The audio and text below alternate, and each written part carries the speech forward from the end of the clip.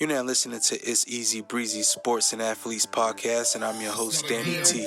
Today's interview is brought to you by iHeartRadio, and be sure to follow us on Instagram at It's Easy Breezy Sports. Right now, we're going to go ahead and jump straight into this interview. Hi, good. How are you? I'm doing great. You were born in Minnesota and raised in California? Yes, that's right. I was born in Minnesota and then lived there for about 8 years, and then we moved to San Diego. I went to Fallbrook High School and then lived there basically until I graduated high school and then to U of A. Okay, and at Fallbrook High School, you were a dominant force there. Yeah. Yes, those are the glory days, right? I seen your parents were athletes. Did that help you at a young age? Yeah, I think definitely my dad was a big factor in just me being raised as an athlete by other athletes. They kind of just bring like a kind of intense environment when you get into sports, and they take it seriously if you take it seriously.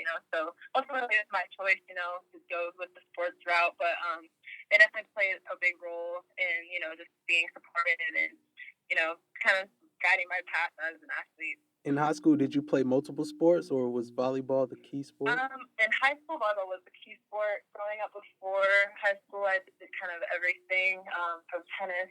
Basketball was like my very first sport because my dad played in college. So basketball was like the biggest sport for me before volleyball. I played that in middle school, did some swimming. But when I got to high school, I was already like a full-time volleyball player, so playing that all year round. 2014, you were named the Junior Olympics Most Valuable Player. Yes. And you were also named to the All-Tournament team in 2015.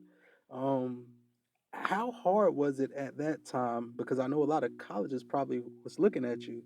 How hard was it for you to choose Arizona? For me, actually, like in volleyball during this time, recruitment started really, really early. So by the time my junior year, I was already committed to Arizona. I think I committed there like the end of my sophomore year in high school. Okay. But like having options, like when you're really young, it's a confusing time just because you're not really sure exactly like what you're looking for yet in a college or anything like that. But for me, the choice, like after I visited Arizona, I visited there 3 times before I committed. So I had to make sure that it was the right place for me. So for me, it was just like the knowing like how I felt when I was on campus and just kind of getting how I felt from the coaches. That was like a big, big part of it. But I guess like when I was younger, I really was like enjoying, like all these schools are looking at me. So it really wasn't difficult, but I guess the only thing would be like, weighing out what you're looking for in a school. And when you made that decision, did you go in as an outside hitter? Yes. Okay. Yeah. So I started as a middle, basically until like the summer going into my sophomore year, like 9th grade. I was still a middle in high school. Sophomore year, I was an outside. So sophomore year, I got recruited as an outside by Arizona. As a freshman, how was that transition from high school to freshman? Did the competition increase a whole lot for you? Yes. I mean, my freshman class going to Arizona were probably one of the biggest classes. I want to say there was 9 incoming new players there, including some transfers. So it was basically a new team for Arizona. So that was, that part, just having a bunch of people there with me, and then same about that part was, probably the easiest transition. The most difficult transition, I would say, was on the court. I had just really just come off of a shoulder surgery going into my freshman year. So that was harder because I wasn't really physically up to speed with some of the other girls that had been playing like leading into college. So that part I struggled in, just not being, there physically. So that probably took me like another year until I was, ready to go full speed again. So that was probably the biggest thing, was just, having that surgery going into college, and then just having all these other girls that are, really, really good players, having to compete every day in practice. So an internal and external battle. They say it was part of the best duo in Pac-12 history. Did you hear? Me and Calais. Honestly, when we were on the team, me and Calais had really good chemistry on and off the court, but I think it really showed on the court just because like we would feed off of each other. Off the court chemistry is really good. I won't say anything else about that, but Yeah, so like for me, I guess like we really probably didn't notice. Or like yeah, we were like people would say things about like us playing like while we were playing, but we always had like more, I think it's more so like now that we look back, it's like, oh wow, like it was so much fun playing with each other, and we missed that. So like during, all of our focus is just on the winning games and competing with each other, but like in a friendly competition, trying to win games. You didn't see any fear in your opponents when you stepped up to the net? I didn't see any. No, we definitely saw our opponents for sure. But like when you go against Stanford and everyone, it's just like me and Clay, we're gonna have to like really put our best foot forward against these players, and so it was just like kind of a head-to-head competition with everyone. And so you had an awesome collegiate career, and then you went pro. Yes. And then you signed a contract with the Philippines. Was it Super Liga? Is that how you pronounce it? Super League. Mm-hmm. Okay. How was that for you at that time? Well, okay, so I finished college in December. I actually graduated in December 2018, and then signed my first contract in February. So that whole process was pretty fast. Right. So like after I finished my senior season, I kind of had already set my mind that I wanted to play somewhere overseas. But because it was such a weird time to go overseas, the Philippines was really like the only place that was beginning their season. Other places were like mid-season. So for me, the Philippines was like kind of a perfect situation coming right out of college because it's just a short season, and it's still really good volleyball. It's still a lot of fun, and you're still getting to play, pretty intense volleyball, intense matches, while having a good time while you're doing it. So for me, that was pretty perfect scenario coming right out of like gruesome, intense college season. So yeah, I really loved it. Was that also another transitioning period for you? Definitely, I think because really, I know like going to the Philippines, I really wasn't sure what to expect. Living situations or anything like that. Who's going to be on my team? So I think that the biggest transition is not knowing a lot of things before you get there. You're kind of like going with all these expectations, the thoughts and ideas, and then usually it's completely different of what you really expected it. So yeah, the biggest thing for me was probably just being, like calm, being in a foreign country. But the transition was really smooth and made easier by all my teammates and the staff that were in the Philippines and all the other players that were on the different teams. It was a lot of fun. Did you get a chance to get out and explore the historical areas in the Philippines? A little bit. We went to Tagaytay, and then we saw like the big tornado, or not tornado, volcano that just ruptured a couple months ago. Oh. So we saw it before it ruptured, which is pretty cool. Obviously, it's not cool that it ruptured, but yeah. So we got to see a bunch of places out there. Got to explore some places that were really, really cool. Met some really cool people over there, different volleyball players. Different athletes. So yeah, it was just a really overall really fun experience. And to kind of finish that year, you ended third place in the PSL Grand Prix. Yeah, third place. Third place, and I guess you could say as a rookie season, that's not bad. That's pretty good. Yeah, definitely. And the season, I think the biggest thing why it was so special was because that same team the year before went winless. So me and the other foreign player, Grace Lazard, came in and we were able to make a difference, which is really what we can ask for as a foreign player on a local team. It's just come in and do your job, and we were able to do that and exceed at making the team better. So it was a lot of fun. And after that season ended, I would imagine you signed a new contract. Yes, I signed a new contract with an Italian team called Sigil Marsala in Marsala, Italy, Sicily. That was my next team. I just the season kind of had a weird ending just because with Italy's situation with the COVID-19 over there. So our season was actually cut short, unfortunately.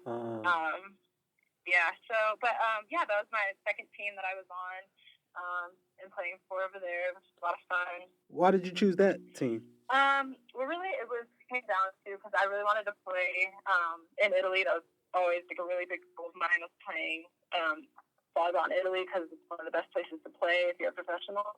So I played in the A2 league. There's A1 and then A2. So I was in A2. And really like that was a big step for me because when you play in A2, you get more people from A1, you know, looking at you, watching you play, and you know you're able to kind of expand your playing level over the years, and that's kind of what I've been looking for, is just kind of getting longevity and you know being a professional volleyball athlete, which is a lot of times people go overseas, play like 1 or 2 seasons, and then be done. My goal really is to play in multiple seasons, so I think in doing so, going to Italy kind of will set the tone for a bunch of other teams that will be interested for me. So you want to go back? I do. I don't know if I'll go back to Italy. I don't know about places over maybe Turkey, France. There's a bunch of places over there that have really, really good volleyball. Italy's probably the best. I would say if I'm able to get on an A1 team in Italy, I'll probably go to Italy again. Did you have to learn the language in Italy? Yes. You know, it's very different from the Philippines and Italy. And the Philippines, English is like one of their main languages that they speak. In Italy, that is not the case. It is strictly Italian. So only like a couple people knew English, and we were able to, you know, communicate, you know, essentials and everything like that. But yeah, I did actually learn the language pretty well. And I can really understand it very well now. Speaking it's a little bit more difficult for sure. But yeah, so I was able to kind of, you know, adapt in the language. What type of music do you listen to before games? Ooh, honestly, it's so weird, but I love R&B. People think I'm so weird for not listening to like hip hop before games because like R&B is like slower, you know. Right. I love R&B. I love Party Next Door. I love The Weeknd, Drake. You know, Drake has a little bit more hip hop, but yeah, things like that. I love R&B. It's like my favorite. You have the leaping ability. You have the power. Where does that come from? Okay, yeah. So for me, I've always been really like I guess like a determined person. So if I set my mind to do something, I'm gonna make sure I do it, whether it's gonna be easy, hard, whatever. For me, I think that's more of like a natural aspect. I think the thing that I've learned is doing my job all the time. Because it's easy when you are good at something to kind of just like go through the motions. At the college, even the college level, you have to really like, I don't know, you have to like be doing your job 110% of the time. You know, that's what a big thing my coach always asked for there. Never taking plays off. So that's something that I had to learn for sure, because volleyball was something like I naturally picked up. So it seemed to like a lot of people like, oh, like you're not even trying. I'm like, oh, I'm trying. It might not look like it just because I, you know, have a good poker face, but like that's something that I had to learn, was to kind of just never take any plays off and just always be going 100%. Could you ever see yourself becoming a coach down the line? Yeah, I think so. I think for me though, I would have to be like the patience level it takes to coach really young players is, I mean, amazing. If you can take a new player to volleyball and turn them into, you know, an elite volleyball player, you're a special coach. For me, I think, I don't know, maybe I could get there one day, but for me, I think to start out, I would have to be coaching like at high school or college level, because for my IQ for the game is right now, it's so hard to translate that to like a younger player. So I think I could do that, like a higher level of coaching for sure. Awesome. What do you like to do in your free time?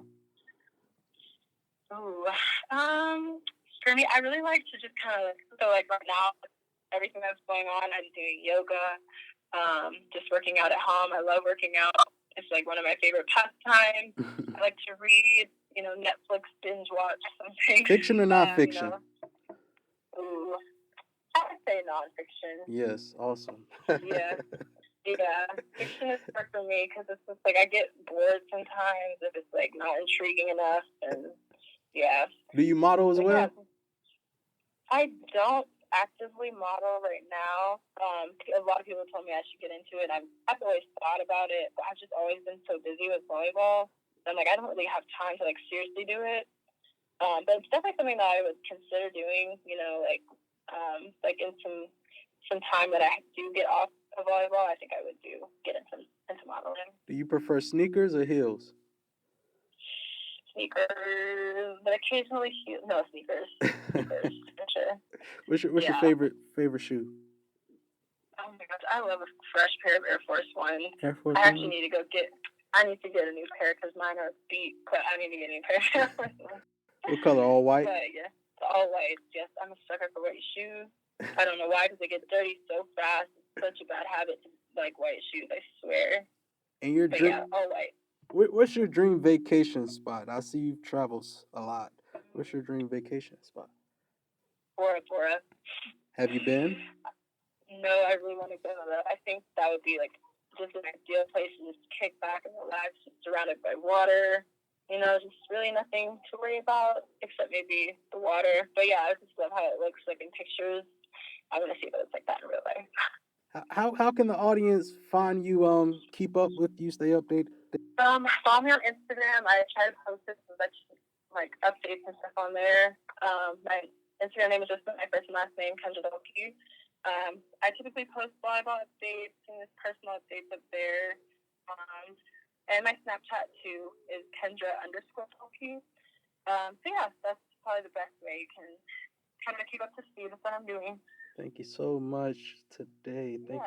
Thank you. I want to wish you the best of luck in your career, and I hope maybe we can stay in contact and check back in with us. Yeah, definitely. Thank you so much for doing this for me and wondering what I'm up to. Well, that's going to do it for today's show. For more information about our guests, you can head over to itseasybreezysports.com, and please be sure to follow us on Instagram at itseasybreezysports.